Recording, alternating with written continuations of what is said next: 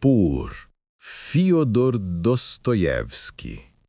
Noites Brancas, 1848. História de Nastenka.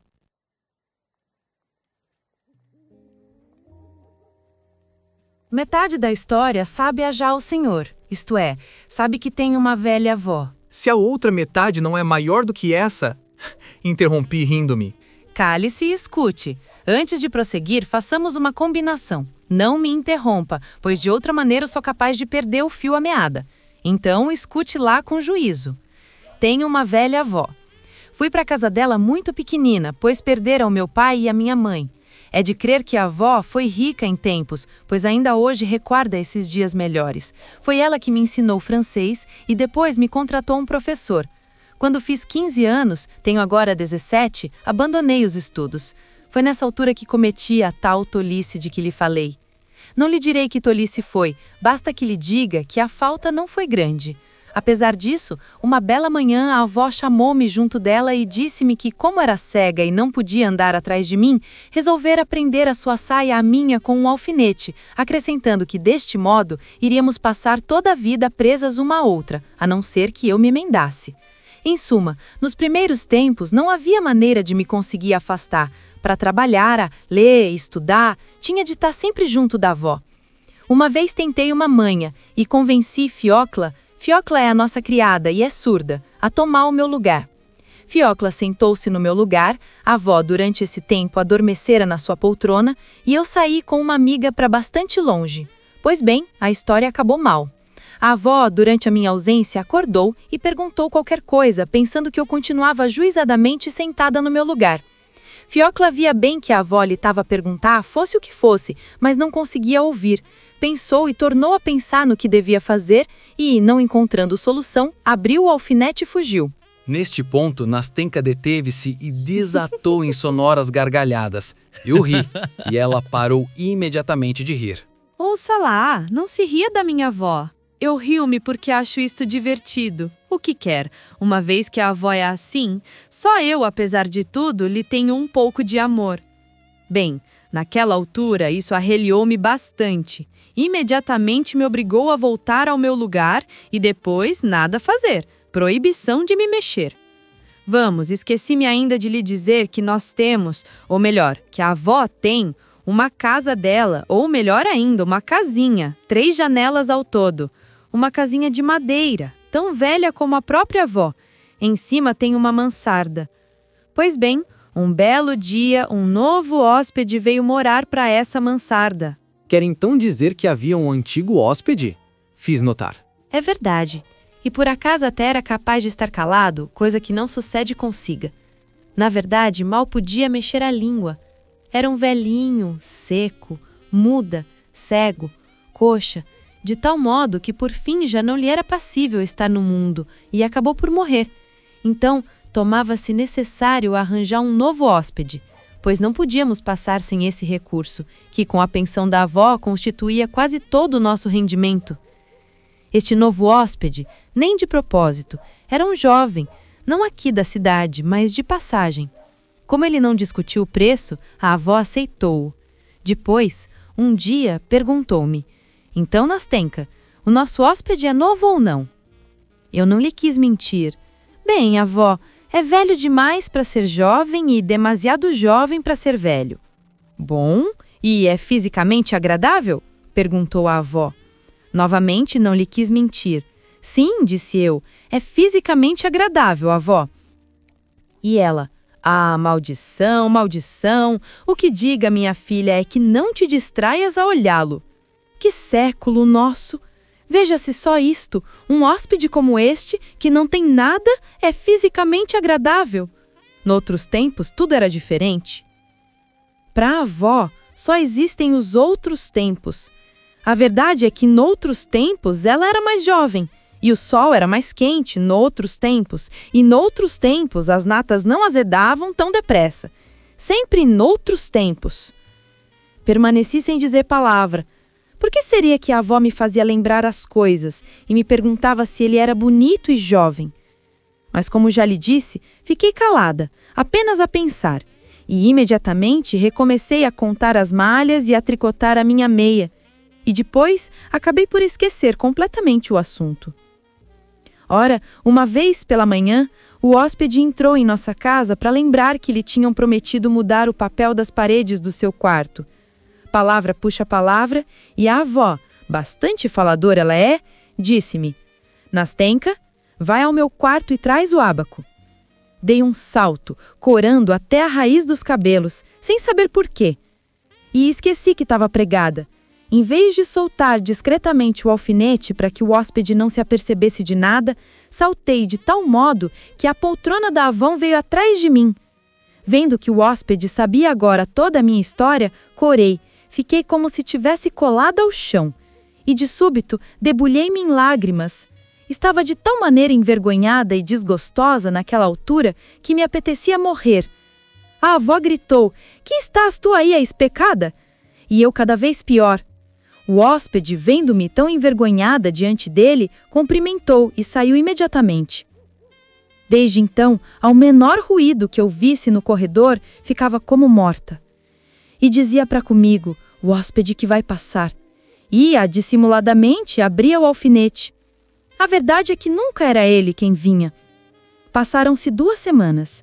O hóspede mandou dizer através da fiocla que tinha muitos livros franceses, tudo boas obras, que podiam ser lidas. A senhora não desejaria que a menina os lesse para ajudar a avó. Consentiu passar o tempo, reconhecidamente. No entanto, estava sempre a perguntar se eram livros morais ou não, porque no caso de serem imorais, seria conveniente que tu não os lesses, Nastenka. Aprenderias coisas más porque neles. E que coisas más são essas, avó? Que vem escrito nesses livros imorais? Ora, descrevem-se neles como os rapazes seduzem as meninas honestas, como, sob o pretexto de as quererem desposar, as raptam de casa dos pais e depois as abandonam à triste sorte. Dizia a avó, eu li muitos desses livros e tudo aquilo está escrito de tal maneira que a noite passa num instante quando os lemos. Por isso, Nastenka, toma cuidado, não os leias. Mas diz-me lá, que livros emprestou ele? São todos eles romances de Walter Scott, avó. Romances de Walter Scott? Mas espera lá, não haverá dentro deles alguma velhaquice? Vede bem, não teria ele posto entre as páginas algum bilhetinho? Não, avó, não há qualquer bilhetinho. Vê debaixo da encadernação, às vezes eles escondem debaixo da encadernação esses marotos. Não, avó, debaixo da encadernação também não há nada. Não há bilhetinho nenhum. Bom, está bem. E começamos a ler Walter Scott. Ao cabo de um mês, já tínhamos lido quase metade dos livros emprestados. Depois ele emprestou outros e outros ainda. Emprestou Pushkin, de tal modo que por fim eu já não podia viver sem livros e deixei de sonhar em casar com um príncipe chinês. Estavam as coisas neste pé quando, uma vez, encontrei o nosso hóspede na escada. A avó mandara-me ir procurar já não sei o quê. Ele parou, eu corei e ele corou também. Apesar disso, riu-se e deu os bons dias. Perguntou pela avó e disse: Então, já leu os livros? Respondi: Sim. E de quais gostou mais? Eu disse: Ivan Pushkin, mais do que qualquer outro. Dessa vez ficamos por aí. Uma semana depois, voltei a encontrá-lo na escada. Nessa altura não fora a avó quem me mandara, mas sim eu que tinha necessidade de qualquer coisa. Eram mais de 2 horas e o hóspede era essa hora que entrava habitualmente em casa. Boa tarde, disse-me ele. E eu: Boa tarde. Então, disse ele, a menina não se aborrece todo o dia metido em casa com sua avó? A esta pergunta, não sei bem por quê, corei, tive vergonha e novamente me senti humilhada, sem dúvida porque as pessoas já se permitiam fazer-me perguntas a este respeito. Tive vontade de não responder e de fugir, mas nem tive forças para tal. Ouça, disse-me ele, a menina é boa rapariga. Desculpe se lhe digo isto, mas pode estar certa. Desejo o seu bem mais do que a sua avó. Não tem amigas a quem possa ir visitar? Disse-lhe que não, que tivera uma, Mashenka, mas que partira para Pskov. Escute, disse ele. quer vir comigo ao teatro? Ao teatro? E então a avó? Pois bem, sem a avó saber. Não, disse eu, não quero enganar a avó. Adeus. Então adeus, disse ele, e não acrescentou mais nada. Somente depois do jantar veio à nossa casa. Sentou-se, falou durante muito tempo com a avó, perguntou se ela saía algumas vezes, se tinha pessoas amigas e, inesperadamente... A propósito, hoje comprei um camarote para a ópera. Levam o Barbeiro de Sevilha. Tinha combinado ir com os amigos, mas depois mudaram de ideias. Por isso, o bilhete ficou sem empréstimo. O Barbeiro de Sevilha, exclamou a avó. O mesmo barbeiro que levaram noutros tempos? Sim, é o mesmo barbeiro, disse ele, lançando-me um olhar. Eu já compreendera tudo, corei e o meu coração saltou de esperança. Como não havia de me lembrar, disse a avó, lembro-me até muito bem. Eu própria, noutros tempos, fiz o papel de Rosine num teatro de amadores. Pois bem, a senhora quer vir ouvi-lo hoje? Disse o hóspede. De outro modo, meu bilhete não servirá para nada? De fato, se nós fôssemos, disse a avó. Por que não havemos de ir? Veja, a minha Nastenka nunca foi ao teatro. Santo Deus, que alegria! Fomos-nos imediatamente preparar e vestir e saímos. A avó, apesar de ser cega, tinha o desejo de ouvir a música e, além disso, tem bom coração, queda principalmente que eu me distraísse. Sozinhas, nunca teríamos ido. Nem lhe direi a impressão que me causou o Barbeiro de Sevilha. Digo-lhe só que, durante todo o espetáculo, o nosso hóspede me olhou de tal modo, me falou de tal maneira, que vi logo que nessa manhã me quisera apenas pôr à prova quando me propôs que fosse sozinha com ele. Meu Deus, que alegria! Deitei-me tão orgulhosa, tão alegre, o meu coração batia com tanta força que tive um pequeno acesso de febre e durante toda a noite revivi, no meio do delírio, o Barbeiro de Sevilha. Pensei que, depois disso, ele viria à nossa casa com maior frequência. Mas não, quase deixou de vir. Uma vez por mês, talvez, entrava apenas para nos convidar para irmos ao teatro. Fomos mais 2 vezes, porém eu não me sentia contente. Via que, pura e simplesmente, ele tinha piedade de mim, de me ver com a avó naquele estado. Com a continuação, isso foi me enlouquecendo. Já não era senhora de mim. Lia sem ler, trabalhava sem trabalhar. Às vezes ria-me e dedicava-me a irritar a avó. Outras vezes, muito simplesmente, chorava. Finalmente, emagreci e estive quase a cair doente. A época da ópera terminou e o nosso hóspede deixou completamente de nos visitar. Quando nos encontrávamos sempre na escada, naturalmente, cumprimentava sem dizer palavra, com um ar tão grave que parecia não querer falar. E já ele estava no patamar e eu ainda permanecia a meio da escada, vermelha como um pimentão, pois sempre que o encontrava o sangue me afluía às faces. Estou a chegar ao fim. Há justamente 1 ano, em maio, o hóspede chegou à nossa casa e disse à avó que terminara com êxito os seus assuntos aqui e que tinha de voltar por 1 ano para Moscou. Ao ouvir estas palavras, empalideci e caí numa cadeira como morta. A avó nada notara. E ele, após ter dito que ia deixar o quarto, cumprimentou e saiu. Que fazer?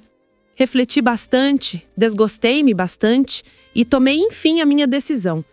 Ele partiria no dia seguinte e decidi resolver tudo à noite, quando a avó fosse se deitar. Foi o que aconteceu. Fiz uma trouxa de todos os meus vestidos, de toda a roupa de que necessitava e com essa trouxa na mão, mais morta do que viva, subi a escada até a mansarda de nosso hóspede. Pareceu-me ter gastado mais de 1 hora para percorrer os degraus. Quando abri a porta, ele soltou um grito ao ver-me. Tomou-me por um fantasma, tão pálida eu estava. Correu buscar-me um copo d'água, pois mal me sustentava de pé. O coração batia-me com tanta força que sentia a cabeça perturbada, a ponto de ter quase perdido a consciência. Quando voltei a mim, comecei por pousar a minha trouxa em cima da cama e sentei-me ao lado. Escondi o rosto entre as mãos e chorei como uma Madalena. Ele, segundo creio, compreendeu tudo num abrir e fechar de olhos. Estava em pé diante de mim, pálido, e me ornava tão tristemente que senti o coração despedaçado. Ouça, começou ele, ouça-me bem, eu não posso fazer nada. Sou pobre, nesta altura não tenho nada de meu, nem mesmo um emprego estável. De que iríamos viver se eu me casasse com você? Falamos por muito tempo, mas, por fim, enraiveci-me e disse que não podia continuar a viver com a avó, que fugiria de casa dela, que não queria estar presa por um alfinete e, quisesse ou não, o seguiria para Moscou, pois não podia viver sem ele. Vergonha, amor, orgulho, tudo se mesclava na minha ira, e estive prestes a cair em cima da cama com convulsões, de tão medo aprensi que tinha de ser rejeitada. Ele permaneceu por alguns minutos sentado, sem proferir uma palavra. Em seguida ergueu-se, aproximou-se de mim e segurou-me na mão. Escute, minha boa, minha querida Nastenka, começou entre as lágrimas que lhe embargavam a voz. Escute, juro-lhe que se um dia estiver em situação de me casar, é com você que o farei. Escute, portanto, eu vou para Moscou e passarei aí justamente 1 ano. Espero organizar os meus assuntos. Quando voltar e se continuar a amar-me, juro-lhe que seremos felizes. Agora isso não é possível. Não tenho possibilidades nem o direito de prometer o que quer que seja. Mas repito-lhe, mesmo que isso não se realize dentro de 1 ano, realizar-se-á certamente um dia. Isso bem entendido se Nastenka não escolher outro, pois não posso nem quero vinculá-la a qualquer juramento. Eis o que me disse, e no dia seguinte partiu. Decidíramos de comum acordo nada dizer à avó. Foi ele que assim quis. Pois bem, bem vé, está quase terminada a minha história. Passou exatamente 1 ano e ele chegou a São Petersburgo já há 3 dias E o quê? Exclamei na minha impaciência de conhecer o fim. E não veio ainda procurar-me. Nenhuma palavra. Aqui deteve-se, permaneceu por momentos silenciosa, reclinou a sua cabecinha e, bruscamente, ocultando o rosto entre as mãos, explodiu em soluços que me dilaceraram o coração. De modo algum esperava semelhante desenlace. Nastenka! Comecei com uma voz tímida e persuasiva. Nastenka, por amor de Deus, não chore. Quem sabe se ele ainda não chegou? Ele está na cidade. Está aqui. E eu sei-o. Tínhamos combinado uma coisa, naquela noite, na véspera da sua partida. Após termos trocado as palavras que lhe narrei, combinamos que viríamos até aqui, justamente até este cais. Eram 10 horas, estávamos sentados precisamente neste banco, e eu, deixam já de chorar, deleitava-me a ouvir o que ele me dizia. Disse-me que logo que chegasse viria à nossa casa e que, se não o repelisse, diríamos tudo à avó. A verdade é que já chegou, tenho a certeza, e nada. E de novo se debulhou em pranto. Deus meu, não haverá então qualquer meio de remediar o seu desgosto? Exclamei, erguendo-me do banco, completamente desnorteado. Diga-me, Nastenka, não poderia eu ir à casa dele? Parece-lhe possível? Não, na verdade, não. Reconheci desalentada. Mas veja, há outra solução. Escreva-lhe uma carta. Não, é impossível. Não é possível. Impossível? Por quê? Veja, Nastenka, que espécie de carta? Há cartas e cartas. Ah, é isso mesmo. Confie em mim, bem sabe que não lhe daria um mau conselho. Tudo se pode remediar. A Nastenka deu o primeiro passo. Por que não agora? Não. Pareceria querer vinculá-lo a um juramento. Ah, minha querida Nastenka, não. Interrompia sem ocultar um sorriso. Nada disso. Tem esse direito uma vez que ele lhe prometeu. Aliás, por tudo aquilo que me confidenciou, vejo que ele é um homem de bons sentimentos e que se comportou com nobreza. Continuei, entusiasmando-me progressivamente com a lógica das minhas próprias deduções e exortações. Sim, como se comportou ele? Disse que não casaria senão consigo, caso decidisse casar-se. Ah, Nastenka, pelo contrário, deixou plena liberdade, até de o recusar agora. Nestas condições, pode dar o primeiro passo, tem o direito de o fazer, pois tem uma vantagem sobre ele, quanto não fosse, por exemplo, para o desligar da sua palavra. Como é que lhe escreveria essa carta? A carta de que falou? É muito simples.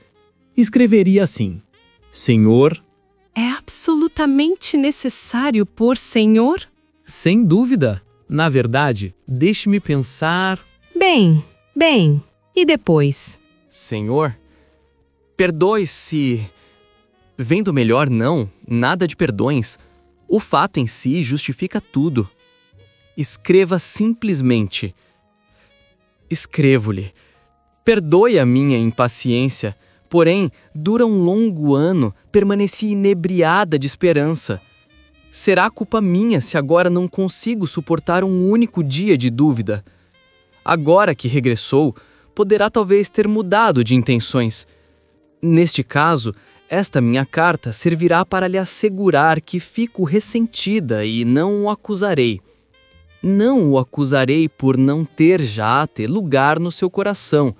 Este era, sem dúvida, o meu destino. O Senhor é generoso. Não sorrirá nem se zangará com minhas impacientes palavras. Lembre-se de que as escreveu uma pobre e solitária rapariga, que não tem quem a auxilie ou aconselhe, e que não sabe dominar os impulsos do seu coração. Perdoe-me, no entanto, se na minha alma, mesmo por instante, uma dúvida se tenha insinuado. O Senhor é incapaz, mesmo por pensamentos, ofender aquela que tanto vos amava e ama ainda. Sim, é isso mesmo que eu pensava. O Senhor resolveu as minhas dúvidas. Foi Deus quem o enviou. Agradeço-lhe. Como lhe estou grata. Mas de quê? Por Deus me ter enviado? Respondi, olhando com entusiasmo o seu lindo e resplandecente rosto. Sim, quanto mais não fosse por isso. Ah, Nastenka, agradecemos por vezes às pessoas o que conosco vivem, não é verdade?